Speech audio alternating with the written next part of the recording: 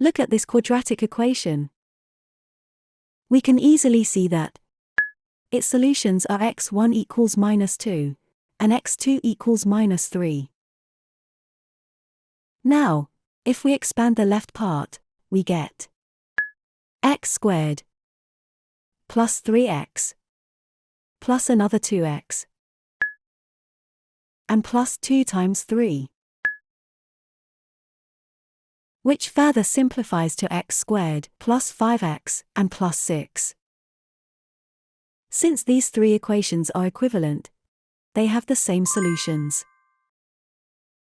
So, if we want to solve an equation like this one, where the coefficient of x squared is 1, and the other numbers are integers, it's likely that we could use the reverse process to solve it quickly. This is the method of factorization. How does it work specifically?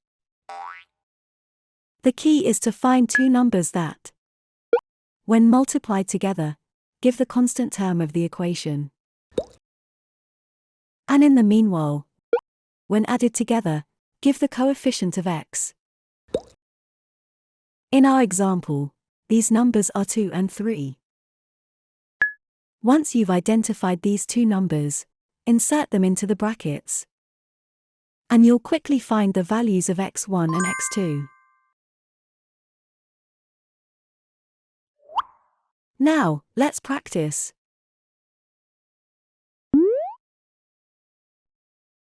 First of all, we list pairs of factors for the constant, as there aren't many combinations. For 12, we have 1 and 12, 2 and 6, 3 and 4. And don't forget the negative options. But since we want a sum of 7, only this pair fits. So, our equation becomes x plus 3 times x plus 4 equals 0. Leading to solutions: x1 equals -3, and x2 equals -4. Let's look at the last example.